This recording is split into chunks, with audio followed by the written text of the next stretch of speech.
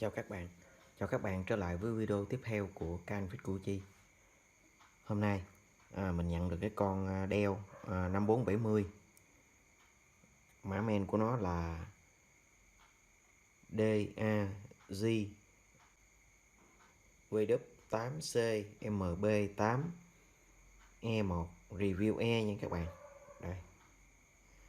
Thì hiện trạng của con này là sau khi mình tháo men ra nha các bạn, thì mình thấy được cái vị trí này nó bị cháy nổ này nha các bạn. Đó. Các bạn thấy nè, các bạn thấy là vị trí này đang bị cháy nổ rồi nha các bạn. Ok nha. Rồi bây giờ bắt đầu mình sẽ đưa lên kính hiển vi nha các bạn, cho các bạn quan sát rõ hơn.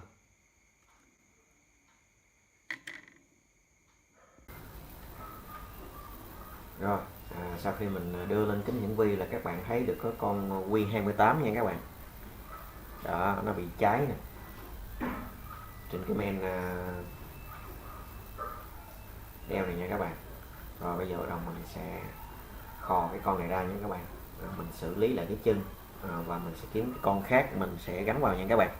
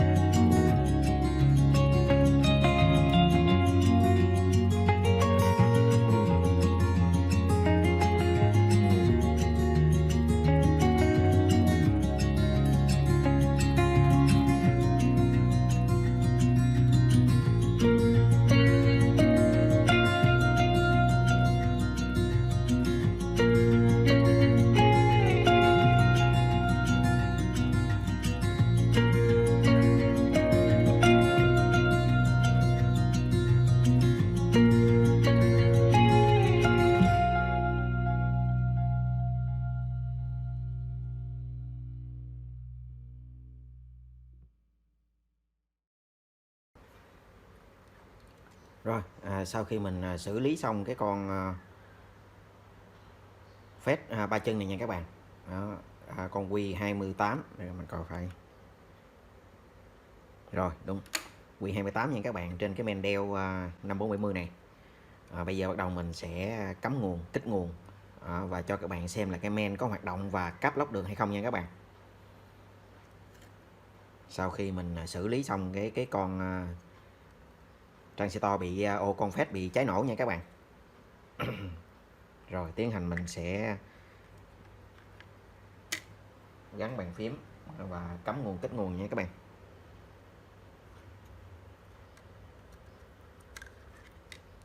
Rồi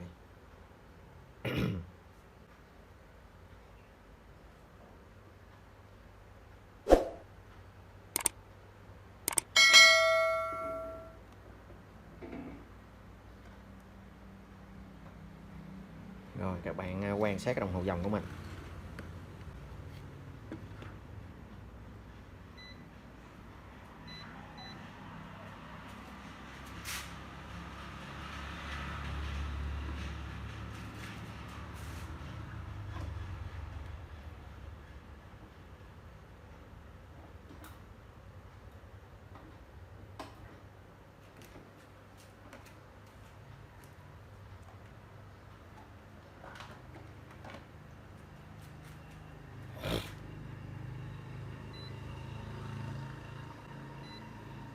Rồi tiến hành mình cắm nguồn nha các bạn.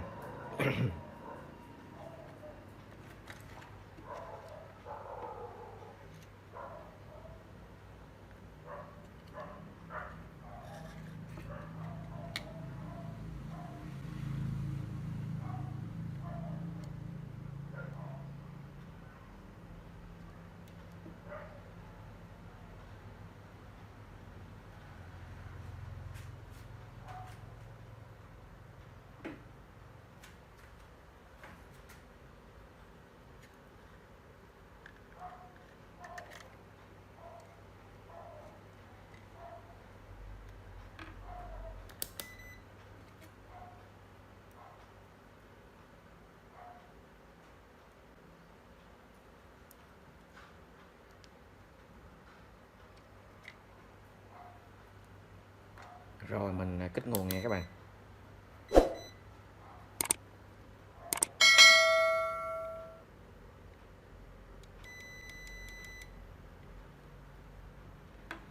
Rồi máy có dòng chạy nha các bạn. Rồi các bạn quan sát cáp lóc được nha các bạn. Đó, bàn phím cái men đang hoạt động. Rồi như vậy video chia sẻ về cái ban bị cháy linh kiện trên cái con đeo 5470 của mình nha các bạn. Đến đây là kết thúc. Hẹn gặp lại các bạn vào video tiếp theo. Chào các bạn.